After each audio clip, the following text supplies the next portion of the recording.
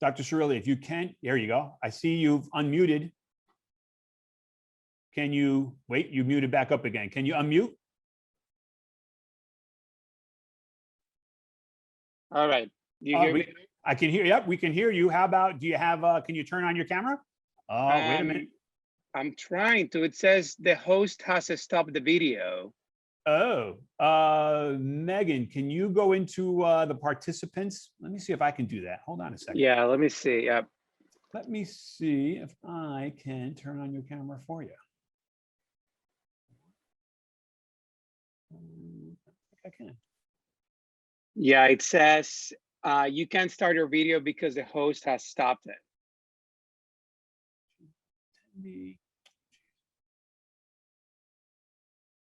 Hey, Megan, as host, can you go into the participant list? I'm sorry, folks, for taking time here. Go into our participant list, and when you see Dr. Serulle's name, click on more, and hopefully you can turn on his camera for him.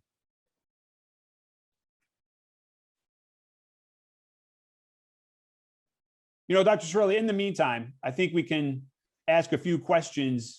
Absolutely. Just to listen to you answer. Yeah. First, I want to apologize for being late. I had a totally unexpected emergency right at the time when this was starting, as happens many times in life. No problem. In our business, we had a patient in the OR with an aneurysm, and I had to go and check whether the aneurysm was, in the right location. And thankfully, everything is good. But I apologize again for being, a few minutes late, or 15 minutes late, in fact.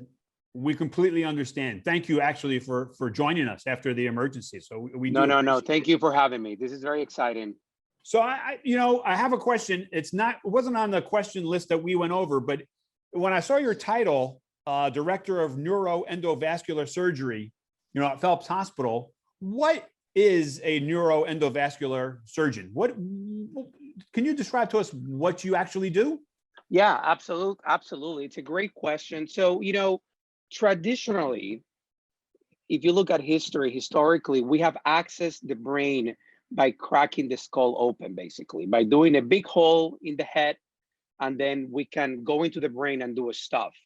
Over the last 3 decades, we have really revolutionized the way we do things in the brain.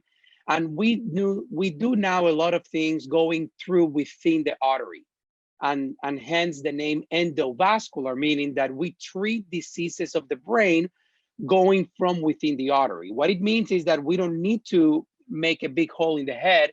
We can only go through a tiny incision in the patient's wrist or in the patient's leg, and we can navigate catheters all the way through the brain using image guidance.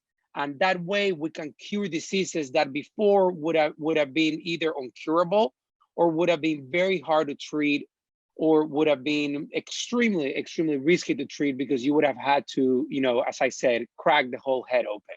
Yeah. So that's the name of endovascular neurosurgery. That's amazing.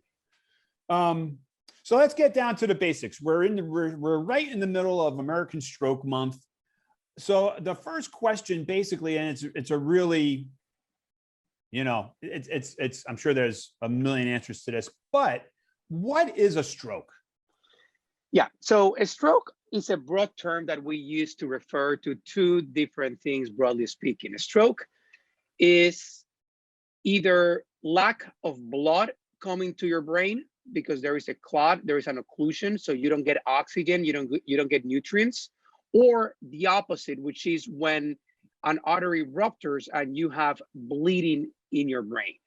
So no matter which kind of a stroke, though, is going to result in somewhat similar things, which is lack of function of your brain, potentially, in fact, that your brain or a part of your brain ceases to function.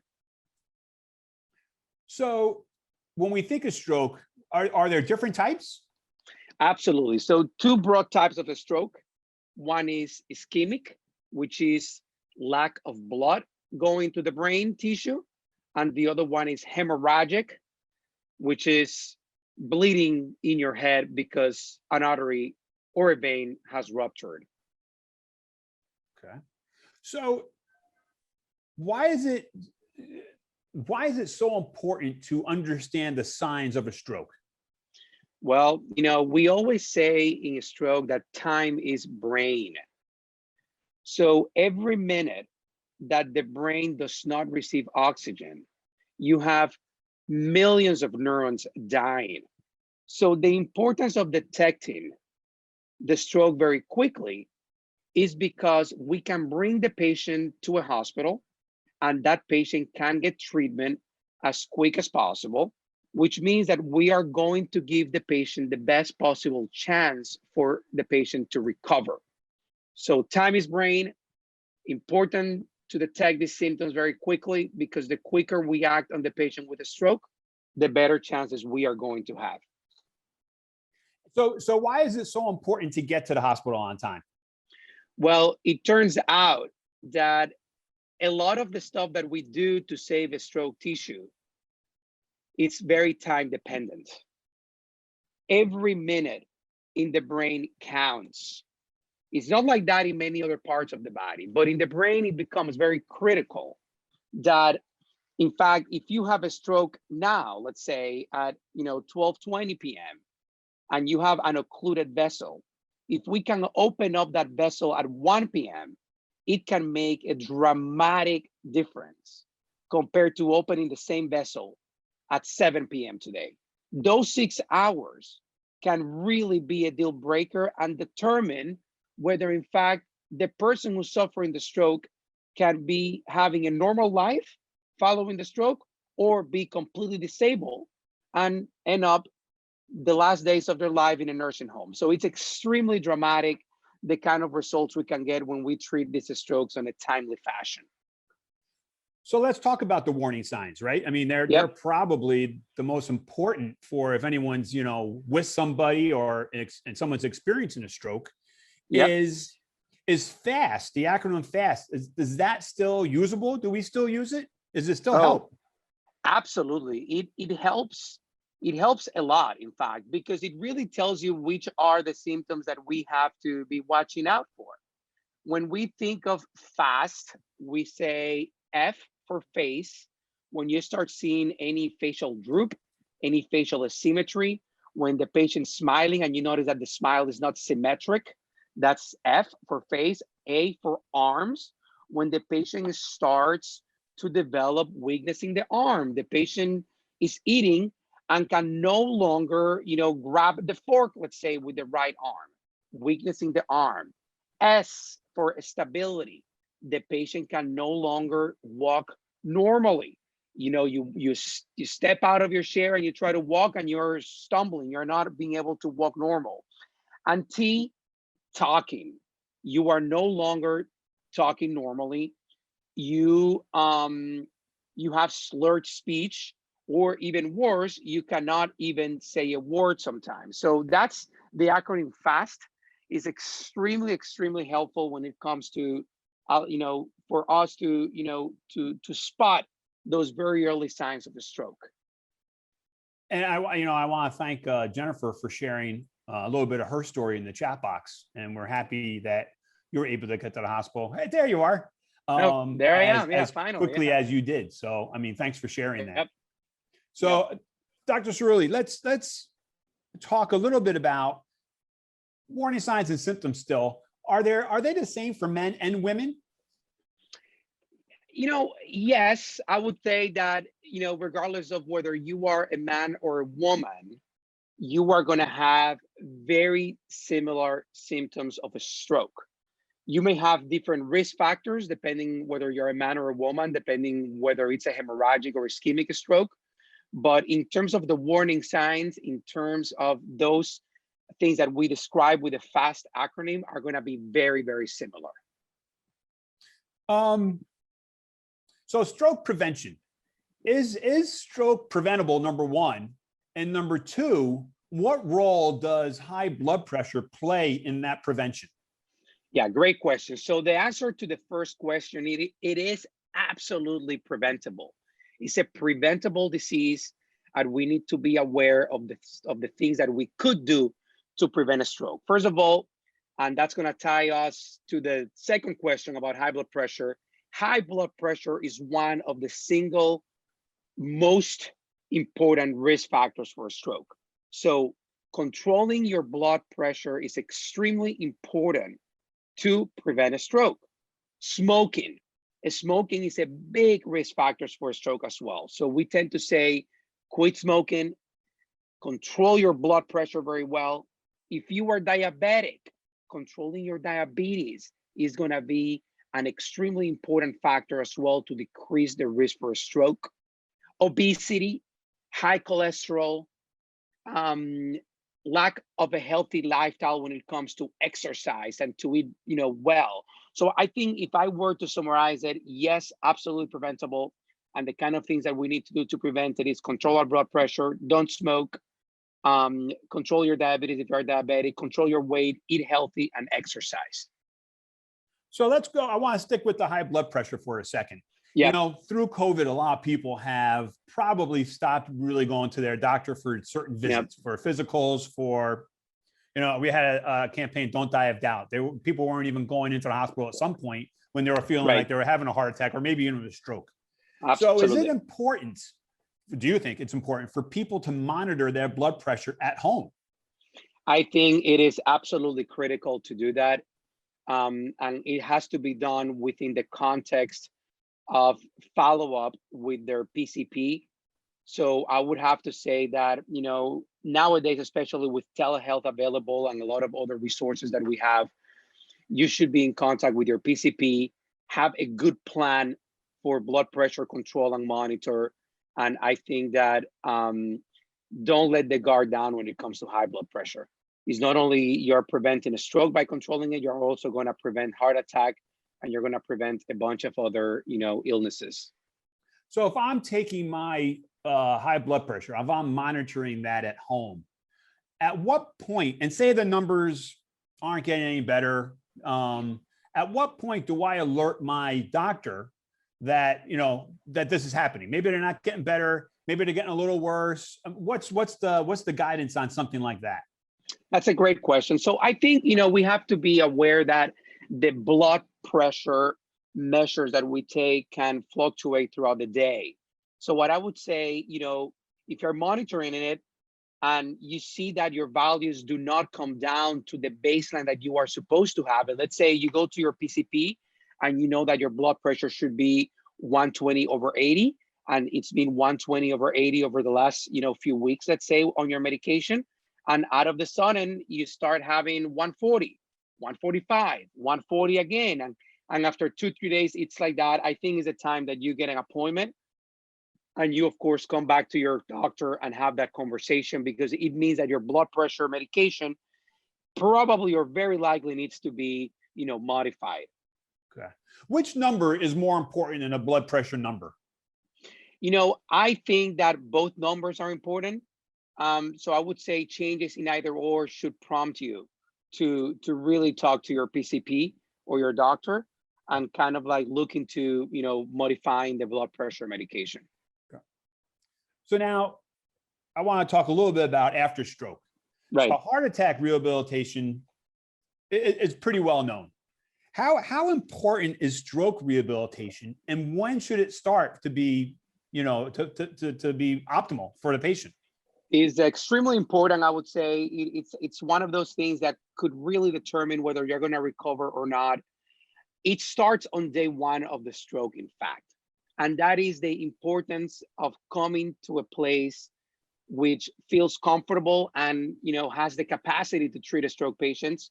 Because once you have the stroke and we couldn't prevent it, the next step, of course, is to try to cure the stroke right away, or try to get rid of the insulting factor. And right after that, the next immediate thing would be rehab. Rehab could be a lengthy process depending on how much disability you get. But as I said, the earlier you start the rehab, the more chances you're going to have to go back to the normal person that you were prior to having the stroke. Okay. So how about treatment of stroke? Are there any other treatments that people should know about if a loved one had suffered a stroke? Absolutely. And I think the most important thing is, as you said, you have to spot it very early. Once you spot it very early, don't delay treatment. Don't start thinking, oh, there's a little bit of facial asymmetry. Let's see what happens in 2 hours. No, don't do that. Call 911 right away. We have great treatments for a stroke nowadays. The first line of treatment, very quickly, is an IV medication called TPA, which is a clot busting medication. You can give it to patients when they have come to the hospital within 4.5 hours of symptom onset. And the next line of treatment would be something called mechanical thrombectomy, which is really the most effective treatment that we can possibly give people now. It means that if you have a clot somewhere in your brain, we can actually go with a tiny catheter using endovascular techniques that we alluded to earlier on. And we can go with that catheter and take that clot and reestablish flow in your brain. And sometimes the results are extremely dramatic. So important to really come to the hospital right away for that.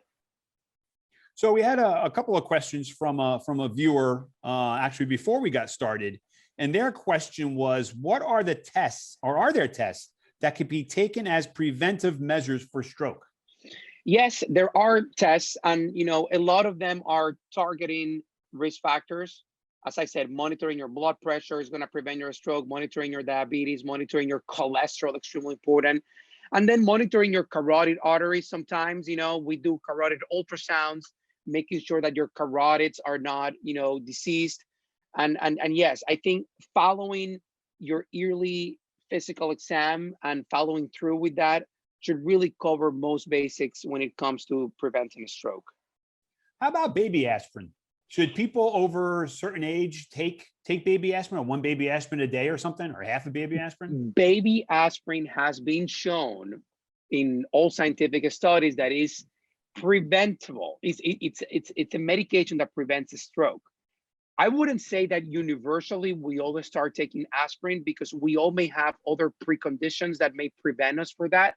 But I think everyone who could take aspirin, it's good to be on aspirin, once you hit certain age. But as I said, it has to be really tailored to every individual, because we're all a little different when it comes to that.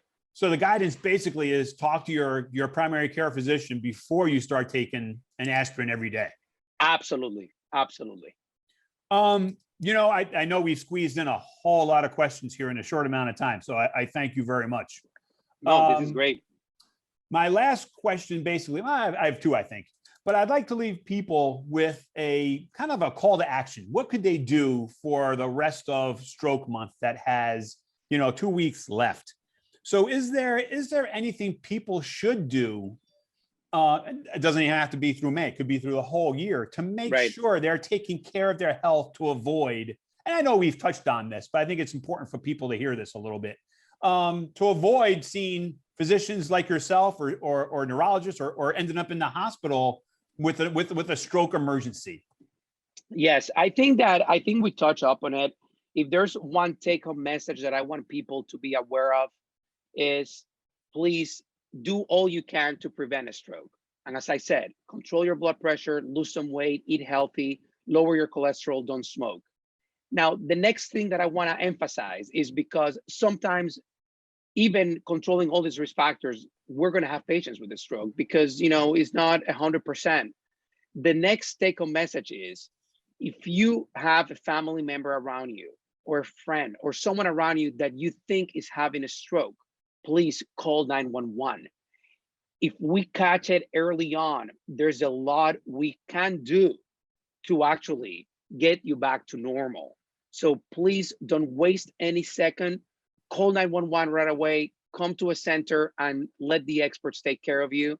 And I think when you do that, you're giving that loved one or yourself, if you're having the stroke, the best possible chance to go back to normal. Dr. Serulle, thank you very much for taking time out today. I know you're a crazy busy schedule to chat with us. We really do appreciate it. Thank you. I'm always available for any questions offline as well, for anyone around here. Great. I just want to remind everybody who's watching, next Thursday, May 27th, is our Go Red for Women digital experience. Again, visit the website, westchestergored.heart.org, and you can register from there. I want to thank Dr. Serulle for being with us today. Thank you to Phelps Hospital Northwell Health for presenting this conversation. And be on the lookout for some more conversations from the Westchester American Heart Association. Thanks for Great. joining, everybody. And thank you for having me. Cheers.